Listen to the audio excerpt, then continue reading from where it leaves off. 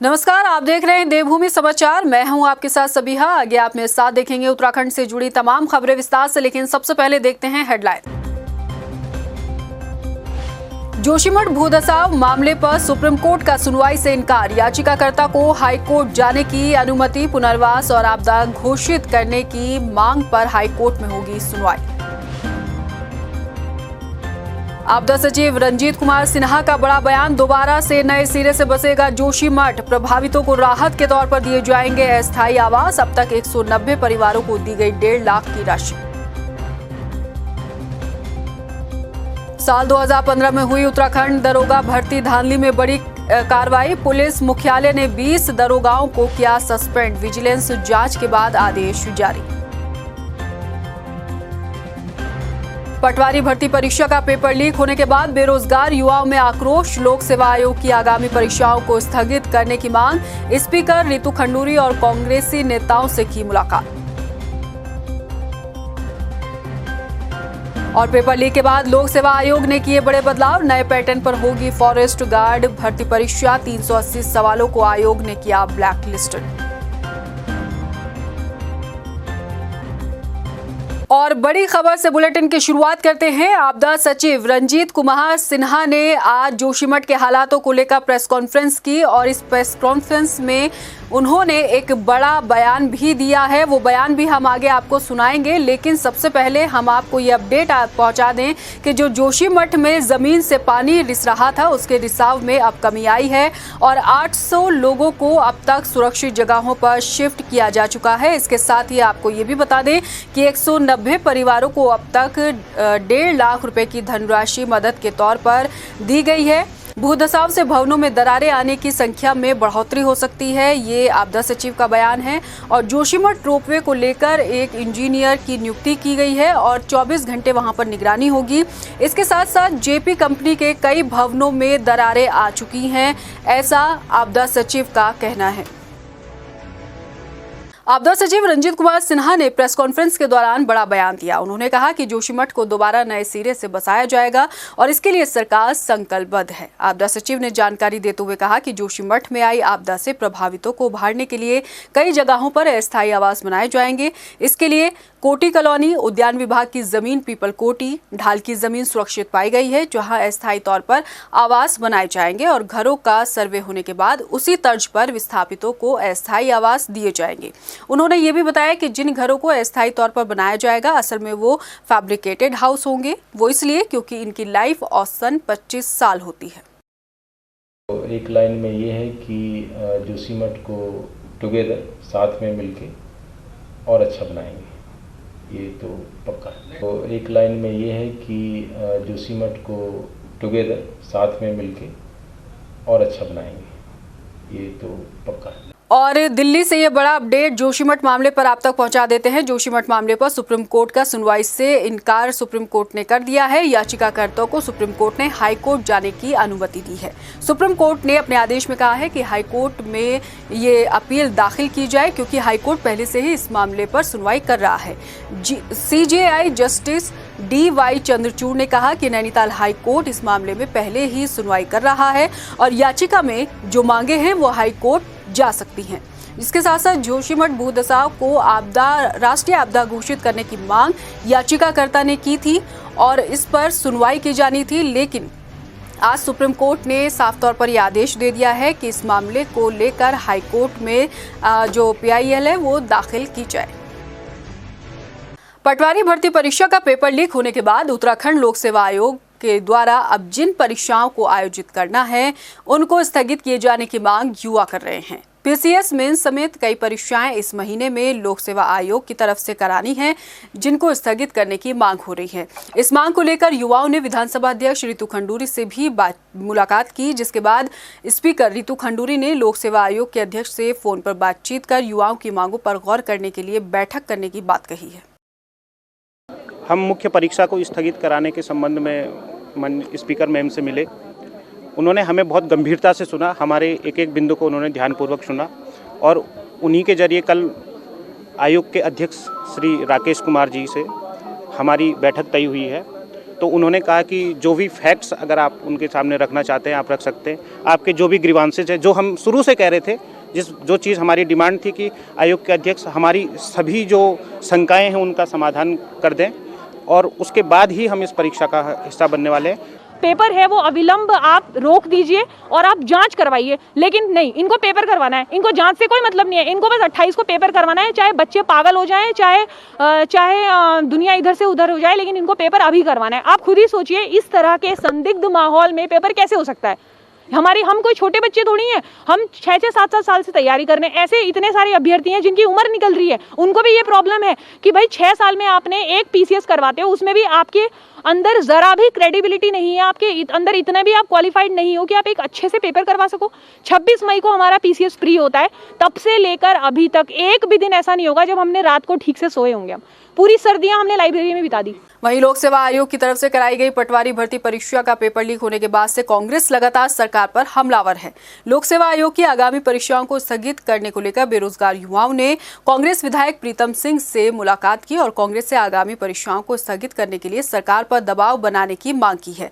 विधायक प्रीतम सिंह ने भर्ती घोटाले में सरकार से सीबीआई जांच की मांग की। लोक सेवा आयोग में पटवारी भर्ती का जो है प्रश्न पत्र लीक हुआ है, मैं समझता हूँ कि पूर्व में जो यूकेएसएससी में ये सब घटना घटित हुई और अब जो है आयोग में भी घटित हो गई है। निश्चित रूप से जो वहाँ पर परीक्षार्थी हैं उनका एक प्रतिनिधिमंडल मेरे से मिला था और उन्होंने कहा कि हमारी परीक्षाएं जो है इसी माह में होने जा रही है और उनको अंदेशा है कि जब आयोग में पटवारी भर्ती का जो है पेपर लीक हो गया है तो ये पेपर भी लीक होने की संभावनाएं है, इसकी जांच होनी चाहिए। लेकिन आयोग के अध्यक्ष आमादा है इस बात पर कि परीक्षाएं होंगी। पटवारी और लेखपाल भर्ती परीक्षा का पेपर लीक होने के बाद अब फॉरेस्ट गार्ड भर्ती परीक्षा को लेकर आयोग पहले से ज्यादा सख्त हो गया है। राज्य लोक सेवा आयोग ने भर्ती परीक्षा को लेकर बड़ा फैसला लेते हुए अब नए पैटर्न के आधार पर परीक्षा कराने का फैसला लिया है। सवाल ये है कि लंबे वक्त से परीक्षा की तैयारी कर रहे अभ्यर्थियों के लिए क्या ये बदलाव सकारात्मक साबित होंगे और क्या आयोग पारदर्शी तरीके से भर्ती एग्जाम करा पाएगा, ये रिपोर्ट देखिए। 8 जनवरी को प्रदेश भर में पटवारी और लेखपाल की हुई भर्ती परीक्षा पेपर लीक मामले में जहां एसआईटी की जांच ने रफ्तार पकड़ ली है, तो राज्य लोक सेवा आयोग भी मामले में गंभीरता दिखा रहा है। यही वजह है कि अब आयोग पहले के मुकाबले और ज्यादा सख्त हो गया है। आयोग ने फैसला लेते हुए ये तय किया है कि 22 जनवरी को होने वाली फॉरेस्ट गार्ड भर्ती परीक्षा के पेपर को नए पैटर्न के आधार पर अब कराया जाएगा। परीक्षा के पुराने पैटर्न को पूरी तरह से खत्म कर दिया गया है। अब सवाल ये है कि नए पैटर्न के आधार पर कराई जाने वाली फॉरेस्ट भर्ती परीक्षा का सकारात्मक रुख क्या रहेगा। नए पैटर्न के आधार पर कराई जाने वाली फॉरेस्ट भर्ती परीक्षा से क्या नकल माफियाओं का नेटवर्क ध्वस्त हो पाएगा, ये वो तमाम सवाल है जिसका जवाब फिलहाल किसी के पास नहीं है। इसके इतर पटवारी और लेखपाल भर्ती परीक्षा पेपर लीक मामले में आयोग की तरफ से आंतरिक जाँच बैठा दी गई है। आयोग की तरफ से इस बात की भी तफ्तीश हो रही है कि आखिर किन हालातों में इतनी बड़ी लापरवाही हुई है और लापरवाही हुई तो कैसे हुई। तो सवाल ये भी है कि कैसे प्रश्न पत्र आयोग कार्यालय से बाहर चले गए। जांच इस बात की भी हो रही है कि अति गोपन विभाग में मोबाइल की एंट्री कैसे हुई, वहां कोई सीसीटीवी मौजूद था भी या नहीं। दावा इस बात का भी हो रहा है कि आयोग गंभीरता से इस मसले की जांच कर रहा है और जांच रिपोर्ट के आधार पर जल्द ही आयोग सभी व्यवस्थाएं और मजबूत कर लेगा। खबरें ये भी हैं कि जिन 380 सवालों को आयोग से बाहर भेजा गया था, आयोग ने उन सभी सवालों को ब्लैक लिस्टेड कर दिया है और किसी भी भर्ती परीक्षा में इन 380 सवालों को अब नहीं पूछा जाएगा। पटवारी और लेखपाल भर्ती परीक्षा का पेपर लीक होने के बाद से विपक्ष लगातार सरकार को इस मसले पर कटघरे में खड़ा कर रहा है, तो प्रदेश के मुख्यमंत्री पुष्कर धामी 2 टूक शब्दों में ये साफ कर चुके हैं कि राज्य में सरकार की तरफ से लाए जाने वाले सख्त कानून के बाद संलिप्त अभ्यर्थी 10 साल तक कोई परीक्षा नहीं दे पाएगा और जल्द ही इस कानून को लागू किया जाएगा। बेशक सरकार नकल विरोधी कड़ा कानून लाने की तैयारी में है, लेकिन जिस तरीके से पहले यूकेएसएससी की तरफ से कराई गई परीक्षाएं सवालों के घेरे में घिरी रही हैं, ठीक ऐसे ही सवाल अब राज्य लोक सेवा आयोग पर भी उठने लगे हैं। ऐसे में युवाओं का भी आयोग के प्रति विश्वास कम हुआ है। लिहाजा इन हालातों में पारदर्शी परीक्षाएं होना क्या संभव हो पाएगा, ये एक बड़ा सवाल है। चढ़ती कला टाइम टीवी के लिए देहरादून से हिमांशु चौहान की रिपोर्ट। उत्तराखंड में नकल कर भर्ती हुए 20 पुलिस दरोगाओं पर बड़ा एक्शन हुआ है। विजिलेंस जांच में नकलची दरोगाओं की पहचान होने पर पुलिस मुख्यालय ने 20 दरोगाओं को सस्पेंड करने के निर्देश एसएसपी को दिए हैं और जब तक जांच पूरी नहीं होती तब तक ये सभी दरोगा निलंबित रहेंगे। विजिलेंस की इस कार्रवाई से पुलिस महकमे में हड़कंप मचा हुआ है। दरअसल उत्तराखंड में साल 2015 में हुई दरोगा भर्ती में नकल कर कुछ दरोगाओं पर आरोप था कि वो धांधली कर दरोगा बने हैं। इस मामले की सरकार ने विजिलेंस जांच कराई थी, जिसके बाद विजिलेंस ने अपनी जांच रिपोर्ट पुलिस मुख्यालय और शासन को सौंपी थी। इस मामले में अपर पुलिस महानिदेशक वी मुरुगेशन ने 20 दरोगाओं को सस्पेंड करने के निर्देश जिले के कप्तान को दिए हैं। ऐसा है ना, इस पे विजिलेंस ने अपनी इन्वेस्टिगेशन आगे बढ़ रही है, तो विजिलेंस की तरफ से जिसमें भी इन्वेस्टिगेशन में जिसको भी अपना संदिग्ध पाया जा रहा है, करीब 20 लोग हैं, उनको प्रमा पेशिया इन्वेस्टिगेशन में जो आने का तथ्य तो रखते हुए डीजी साहब ने ये निर्देश दिए हुए कि इनको इन्वेस्टिगेशन कंप्लीट होने तक निलंबित किया जाए। सरकारी भर्ती परीक्षाएं लगातार सवालों के घेरे में घिरती आ रही हैं, तो सवाल पहले जहां उत्तराखंड अधीनस्थ चयन आयोग को लेकर उठे, वही सवाल अब राज्य लोक सेवा आयोग पर भी खड़े हो रहे हैं। ये तो आयोग की बात हुई, लेकिन हाल ही में हुई पटवारी और लेखपाल भर्ती परीक्षा पेपर लीक मामले में जांच अब एसआईटी को सौंप दी गई है, जिसके बाद गाहे बगाहे सवाल इस बात को लेकर भी उठ रहे हैं कि जब एसटीएफ की परफॉर्मेंस में कोई कमी नहीं थी तो फिर ऐसी क्या वजह रही कि जांच एसटीएफ से हटाकर एसआईटी को सौंपी गई। एसआईटी को जांच सौंपने पर प्रशासन के क्या कुछ तर्क हैं, इस रिपोर्ट में आप देखिए। प्रदेश में इसी साल 8 जनवरी को लेखपाल और पटवारी की परीक्षा आयोजित हुई, लेकिन ये भर्ती परीक्षा भी धांधली और नकल माफियाओं की भेंट चढ़ गई। पटवारी और लेखपाल भर्ती परीक्षा में पेपर लीक मामले की जांच एसआईटी कर रही है। एडीजी कानून व्यवस्था वी मुरुगेशन ने एसपी क्राइम रेखा यादव को एसआईटी का प्रभारी नियुक्त कर 8 सदस्यों की टीम गठित की है। वो दीगर है कि शुरुआती जांच इस मामले में एसटीएफ ने की और मामले का खुलासा करते हुए 5 लोगों को गिरफ्तार किया था। अब तक इस मामले में 7 लोगों की गिरफ्तारी हो चुकी है, लेकिन लेखपाल पटवारी भर्ती पेपर लीक मामले की जांच एसटीएफ से हटाकर एसआईटी को सौंपे जाने को लेकर कई सवाल भी खड़े हो रहे हैं। सवाल इस बात को लेकर है कि इससे पहले राज्य की कई भर्ती परीक्षाओं को कराने वाले उत्तराखंड अधीनस्थ चयन आयोग में हुए घोटाले की जांच का जिम्मा एसटीएफ को ही सौंपा गया था। सरकार भी एसटीएफ की कार्रवाई और परफॉर्मेंस से संतुष्ट थी, तो एकाएक ऐसा क्या हुआ कि लेखपाल और पटवारी भर्ती परीक्षा पेपर लीक मामले की जांच का जिम्मा एसटीएफ से हटाकर एसआईटी को सौंप दिया गया, वो भी तब जब हाईकोर्ट भी एसटीएफ के काम की सराहना कर चुका है। ये सवाल इसलिए उठ रहे हैं क्योंकि जहां संदेह होता है तो सवाल उठने भी लाजमी है। वाकई अगर एसटीएफ से जांच का जिम्मा एसआईटी को दिए जाने के पीछे कोई ठोस वजह है तो प्रशासन को जनता और युवाओं के बीच उस वजह को रखना चाहिए, क्योंकि जनता इन सवालों के जवाब चाहती है। हालांकि एडीजी कानून व्यवस्था वी मुरुगेशन ने इन सवालों के जवाब में ये कहा है कि मामला पूरा हरिद्वार से जुड़ा है, इसलिए जांच एसआईटी को सौंपी गई है और इस टीम में एसटीएफ के सदस्य भी शामिल हैं। यूके पीएससी है वो कनकल पुलिस स्टेशन के एरिया में है और हमारी जो एफआईआर भी वही लिखी हुई है और कोर्ट भी वही के हैं, तो मूल दस्तावेज भी वहीं पे होना होता है। तो उसे चलते वहाँ पे जो एसएसपी हरिद्वार के नेतृत्व में एसआईटी गठित की गई, उस पे एसटीएफ का भी हमारे बंदे भी उसमें है, कनेक्टिविटी रहेगी। और जो उनका अभी ऑलरेडी एक्सपीरियंस है यूके एसएससी वाले जो उन्होंने अच्छा किया उस संबंध में, तो इस वजह से वहाँ पे है। और इस पे हमारे मैं क्लियर करना चाहता हूँ, इस पे कोई ये नहीं है, प्रोफेशनल इन्वेस्टिगेशन होना है, वो एसआईटी भी करेगा और हमको सुपरवाइज करेंगे।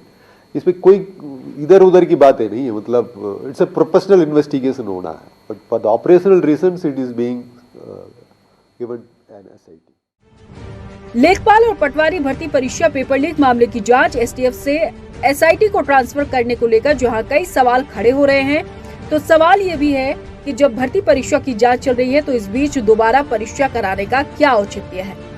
हालांकि उठते इन सवालों के बीच युवा भी आगामी परीक्षाओं को निरस्त करने की मांग को लेकर सड़कों पर उतर चुके हैं। युवाओं में आक्रोश है तो उनका भरोसा भी आयोग पर से उठता दिख रहा है। ऐसे में आगे होने वाली परीक्षाओं को युवाओं के आक्रोश के चलते निरस्त किया जाता है या फिर आयोग कोई और स्टेप लेगा, ये देखना बाकी है। चढ़ती कला टाइम टीवी के लिए देहरादून से हिमांशु चौहान की रिपोर्ट। कुमाऊं कमिश्नर दीपक रावत ने हल्द्वानी स्थित आरटीओ ऑफिस का औचक निरीक्षण किया। इस दौरान कार्यालय के बाहर शराब की बोतल और गंदगी देख कुमाऊं कमिश्नर ने नाराजगी जताते हुए 2 दुकानदारों के चालान करने के निर्देश दिए। वहीं आरटीओ प्रशासन के मौजूद न होने पर भी उन्होंने नाराजगी जताई और स्पष्टीकरण मांगा। इस दौरान सीएससी सेंटर को भी सील किया गया। कुमाऊं कमिश्नर के साथ निरीक्षण के दौरान सिटी मजिस्ट्रेट ऋचा सिंह भी मौजूद रही। उत्तराखंड में संचालित महिला थाना और महिला हेल्प डेस्क को और ज्यादा प्रभावी बनाने के लिए आज महिला आयोग के अध्यक्ष ने पुलिस अधिकारियों के साथ बैठक की। महिलाओं को किस तरह से बेहतर सुविधाएं दी जा सके, इसको लेकर बैठक में चर्चा हुई। उत्तराखंड में संचालित महिला थाना और महिला हेल्प डेस्क किस तरह से काम कर रहे हैं, इसका भी फीडबैक बैठक में लिया गया। महिला आयोग की अध्यक्ष कुसुम कंडवाल ने कहा कि महिला अपराधों को लेकर पुलिस को पहले एफआईआर दर्ज करनी चाहिए, उसके बाद मामले की जांच आगे बढ़ानी चाहिए। बैठक में डीजीपी अशोक कुमार, अपर मुख्य सचिव गृह राधा रतूड़ी और विधानसभा अध्यक्ष रितु खंडूरी भी मौजूद रही। क्योंकि हमारे पास जिस प्रकार से लोग आते थे, कई बार महिलाएं आती, पीड़ित महिलाएं आती हैं आयोग में, क्योंकि पहले वो थाने में जाती हैं फिर महिला आयोग में आती हैं, तो हम लोगों ने सोचा क्यों नहीं महिला हेल्पलाइन और महिला जो थाने हैं, क्योंकि उत्तराखंड में 2 ही महिला थाने हैं, कितनी महिला थाने की उपयोगिता है, क्या वास्तव में महिला थाने की और आवश्यकता है या फिर महिला प्रत्येक थाने को इस प्रकार से बनाया जाए कि उसमें महिलाओं की बात आराम से सुनी जाए। और आज मुख्य उद्देश्य ये है कि वास्तव में जो महिलाएं आती हैं, जो पीड़ित महिलाएं आती हैं, उनकी बात कितनी सुनी जाती है और कितना उसमें निष्कर्ष निकलता है, कितना उन्हें समाधान उनके सामने निकाला। देखिए, सबसे पहले तो मैं महिला आयोग की जो हमारी अध्यक्ष हैं माननीय कुसुम कंडवाल जी, उनको बधाई देना चाहूँगी कि बहुत ही एक अच्छा कार्यक्रम आज पुलिस लाइन्स देहरादून में हुआ है, जहां हमने बात की है महिला हेल्प डेस्क की और थानों की, और वो किस तरह से और सशक्त तरीके से हमारी जो बहनें हैं उनकी मदद कर सकते हैं। तो आज काफ़ी लोगों ने यहाँ पर चर्चा की और मुझे बहुत खुशी है। पौड़ी में गढ़वाल सांसद और पूर्व मुख्यमंत्री तीरथ सिंह के बयान पर सियासत शुरू हो गई है। यहां कांग्रेस ने सरकार पर पौड़ी की उपेक्षा का आरोप लगाया है। दरअसल कुछ दिन पहले विकास कार्यों की बैठक लेने पौड़ी पहुंचे सांसद तीरथ सिंह रावत ने कहा था कि पौड़ी में कोई भी समस्या नहीं है। आगे बढ़ने से पहले आपको तीरथ सिंह रावत का बयान सुनाते हैं। ये पौड़ी की मैं एक भी समस्या नहीं सुन पाता हूँ, जबकि यहाँ सारे जनप्रतिनिधि यहाँ बैठते हैं। चाहे मैं विधायक की बात करूँ, चाहे आपके जो जिला अध्यक्ष है बीजेपी की वो हैं, जिला पंचायत अध्यक्ष हैं, मगर पौड़ी की एक भी समस्या यहाँ उजागर नहीं हो पाती। हम लोग किस तरह देखेंगे इस चीज़?